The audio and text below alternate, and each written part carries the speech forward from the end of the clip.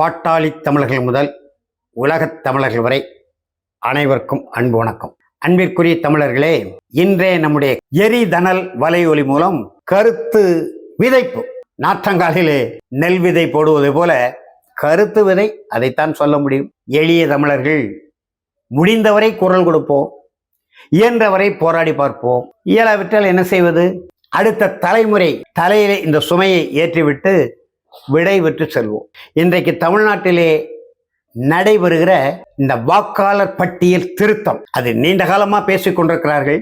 நம்முடைய மதிப்பிற்குரிய சின்னையா அன்புமணி அவர்கள் திராவிட முன்னேற்ற கழகம் அமைச்சரவையிலே இடம்பெற்றிருந்த அந்த காலகட்டத்தில் 2004 2009 இந்த வாக்காளர் திருத்தம் பற்றி அம்மையார் ஜெயலலிதா ஆட்சி காலத்திலே நடைபெற்ற போது கூப்பாடு போட்டது திராவிட முன்னேற்ற கழகம் என்று ஒரு குற்றச்சாட்டை வைக்கிறார். ஆனால் திராவிட மாடல் அரசு இப்பொழுது அண்மையிலே அனைத்து கட்சி கூட்டத்தை மாண்புமிகு முதலமைச்சர் மு க ஸ்டாலின் போட்டார்.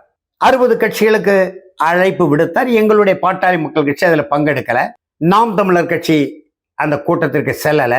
கூத்தாடி விஜய் கட்சி அதற்கும் அழைப்பு, வெக்கமில்லாம 41 பேரை கரூர்ல கொன்று அழித்த கூத்தாடி விஜய் கட்சிக்கும் திராவிட மாடலின் அழைப்பு. ஒருவேளை விஜய் நம்முடைய கூட்டணிக்கு வந்தாலும் வரலாம் என்கின்ற ஒரு எதிர்பார்ப்பு என்பதை விட நப்பாசையில கூட இருக்கலாம். சரி, ஏதோ தொலைந்து விட்டு போகிறது, அவங்களும் வரல. இப்படி பல கட்சிகள் அந்த கூட்டத்திற்கு போகல.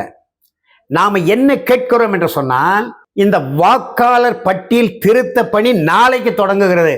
இன்னைக்கு அனைத்து கட்சி கூட்டம். அப்படியானால் இது நாடகமா இல்லையா? அப்புறம் நாங்கள் உச்ச நீதிமன்றத்தில் வழக்கு, அனைத்து கட்சி கூட்டம் போட்டால் அதிலே கருத்துகள் கேட்கப்பட்டு ஒரே தீர்மானம் நிறைவேற்றினால் எல்லா கட்சிகள் சார்பில் தானே வழக்கு போடணும். அல்லது எல்லா கட்சிகளின் சார்பில் தமிழ்நாடு அரசே இந்த வழக்கை உச்ச நீதிமன்றத்திலே தொடுக்கலாம் தானே.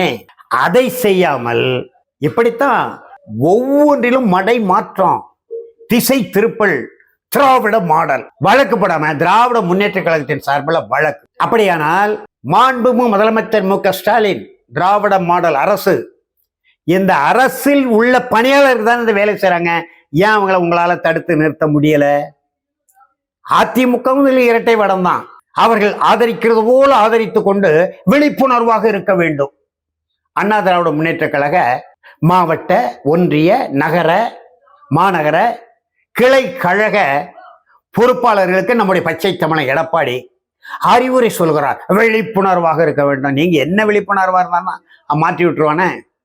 பீகார்ல தான் 60 லட்சம் வாக்காளர்களை வாக்களிக்க விடாமல் செய்து விட்டா எல்லா சான்று ஆவணங்களையும் நம்முடைய அரசியல் பகையாளர் தான், எதிராளர் தான் ராகுல் காந்தி அவர்கள் வெட்ட வெளிச்சமாக்கிட்டு இருக்கிறாரு. டெல்லியில உட்கார்ந்து கொண்டு பீகார்ல போய், பாட்னால போய். அப்ப இங்க அது நடக்காது என்பதற்கு என்ன உறுதிமொழி இருக்கிறது? 1 கோடி பேர் பீகாரி வந்துட்டான், வட இந்தியா வந்துட்டான். அவனுக்கு இங்க வாக்குரிமை கொடுத்தால் வானதி சீனிவாசன் எப்படி வெற்றி பெற்றார்? எந்த வட இந்தியர் வாக்காளர்களால் வெற்றி பெற்றார் அந்த கொங்கு மண்டல தொகுதியிலே என்ற வினா வருகிறது அல்லவா? அப்படியானால் ஒரு கண் துடைப்பு.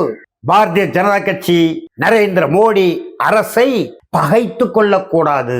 அதே நேரத்தில் நாங்களெல்லாம் திராவிடர்கள் என்கின்ற ஒரு போலி தோற்றத்தை காட்ட வேண்டும். அனைத்து கட்சி கூட்டம், மாநில அரசு அதிகாரிகளுக்கு மாவட்ட, அப்படி அதுதான் இந்த நாட்டினுடைய அனைத்து உரிமைகளையும் ஒன்றிய அரசு தட்டி பறித்திருக்கிறது. முதலமைச்சர் கட்டளை பிறப்பித்தால் மாவட்ட ஆட்சியர் செய்ய மாட்டாரு. அமித்ஷா கட்டளை பிறப்பித்தால் அந்த கட்டளை தான் நிறைவேற்றுவார். தூத்துக்குடி மாவட்ட ஆட்சித்தலைவர், திருநெல்வேலி மாவட்ட ஆட்சித்தலைவர், கன்னியாகுமரி மாவட்ட ஆட்சித்தலைவர், திருச்சி மாவட்ட ஆட்சித்தலைவர், கோவை மாவட்ட ஆட்சித்தலைவர், வேலூர் மாவட்ட ஆட்சித்தலைவர், கடலூர் மாவட்ட ஆட்சித்தலைவர். மாண்புமிகு முதலமைச்சரோட கட்டளைக்கு அடிபடிய வேண்டும் என்பது விதிமுறையில் இந்திய ஆட்சி பணியாளர்கள், இந்திய காவல் பணியாளர்கள். அதைத்தான் தன்னுரிமை கோட்பாட்டின் அடிப்படையிலே நாங்கள் 1990 வலியுறுத்தி வருகிறோம். தமிழ்நாட்டு ஆட்சி பணியாளர்கள், தமிழ்நாட்டு காவல் பணியாளர்கள் திருத்து. தேவையானால் உங்களுக்கு நாங்க அனுப்புறோம், எல்லா மாநிலத்துக்கும் அதிகாரிகளை, ஆட்களை அனுப்புகிறோம் என்று தமிழ் தேசிய இயக்கங்கள் வலியுறுத்தி வருகிறோம். தமிழ் தேசிய பேரியக்கம் ஐயா பே மணியரசன், நம்முடைய ஐயா கே வெங்கட்ராமன் போன்றவர்கள் தெளிவாக விளக்கி வருகிறார்கள், எழுதி வருகிறார்கள், பேசி வருகிறார்கள். ஆனா திராவிட மாடல் செவி மடுக்க மறுக்கிறது. அனைத்து கட்சி கூட்டம் நாடகம். இன்னைக்கு எல்லா இடத்துலயும் அந்த வேலைகள் நடந்து கொண்டிருக்கு. உச்ச நீதிமன்ற வழக்கு என்னாச்சுன்னு தெரியல. எப்படி ஆகும் என்று புரியாது. அப்படியானால் இந்த திட்டம் என்ன? என் வாக்குரிமை எனக்கு இருக்குமா? என்னுடைய இடத்துல கடந்த முறை எனக்கு கொடுத்த வாக்காளர் அடையாள அட்டை செல்லுமா செல்லாதா? யாருக்கும் தெரியாது. குறிப்பாக இஸ்லாமிய மக்களை, கிறித்தவ மக்களை பாரதிய ஜனதா கட்சியை கடுமையாக எதிர்க்கக்கூடிய கட்சி அடித்தட்டு உறுப்பினர்களை குறிவைத்து செய்யப்படுவதாக சொல்லுகிறார்கள், பேசுகிறார்கள். ஊடகத்தில் செய்தி வருகிறது. நேற்று கூட மாண்புமிகு முதலமைச்சர் மு க ஸ்டாலின் அவர்கள் என்ன செய்தாலும் எங்களை வீழ்த்த முடியாது, உங்களுக்கு வாக்களிக்கிற ஒரு 50 லட்சம் பேரை வாக்காளர் பட்டியல் நீக்கிட்டா நீங்க எப்படி வெற்றி பெற முடியும்? பேருக்கு ஒரு 50 லட்சம் வட இந்தியர்களுக்கு வாக்குரிமை கொடுத்து அண்ணா திராவிட முன்னேற்ற கழகம், பழைய கூட்டாளிகள், பச்சை தமிழர்கள் எடப்பாடி பழனிசாமியும் நயினார் நாகேந்திரனும் அவங்க கூட்டணி வெற்றி பெறுகிறது போல் இந்த வாக்குப்பதிவுகள் அமைந்தால் எடப்பாடியாருக்கே ஆபத்து. நயினார் அதற்கெல்லாம் உடன்பட மாட்டார். நயினார் நாகேந்திரன் எனக்கு வேண்டியவர் தான் என்று சொல்ல முடியாது. பெரும்பான்மை கிடைக்காவிட்டால் கூட்டணி அமைச்சரவை பாரதிய ஜனதா கட்சிக்கு நயினார் நாகேந்திரனுக்கு அம்மையார் ஜெயலலிதா காலத்திலே முதலமைச்சர் வாய்ப்பு இருந்தது, ஆனால் கிடைக்காமல் போய்விட்டது. அதற்கு விஜயநரசும் ஒரு காரணம். 2016 தேர்தலிலே அவர் நாம் தமிழர் கட்சி வேட்பாளராக திருநெல்வேலியில் போட்டியிட்டு நயினார் நாகேந்திரன் தோல்விக்கு காரணமாகிவிட்டார் என்ற காரணம் காட்டி அவருக்கு இப்பொழுது துணை முதலமைச்சர் கொடுக்க வேண்டும். அப்புறம் அண்ணா திராவிட முன்னேற்ற கழகத்திலிருந்து ஒரு 50 சட்டமன்ற உறுப்பினர்களை எத்தனை கோடி வேண்டுமானாலும் கொடுப்பார்கள்.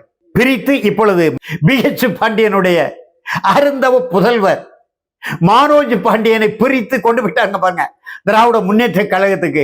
அதுபோல எடப்பாடியார் தலைமையிலான சட்டமன்ற உறுப்பினர்களை ஏற்கனவே இருக்கிறாங்க முகவர்கள். ஓ பன்னீர்செல்வம், இப்பொழுது புதிதாக செங்கோட்டையன், அப்புறம் TTV தினகரன், அம்மையார் ஜசிகலா போன்ற முகவர்கள் மூலமாக தலைக்கு 10 சட்டமன்ற உறுப்பினர்களை பிடித்துட்டு வாருங்கள் என்று பாரதிய ஜனதா கட்சி ஆளுமையில் அவங்க இருப்பாங்க.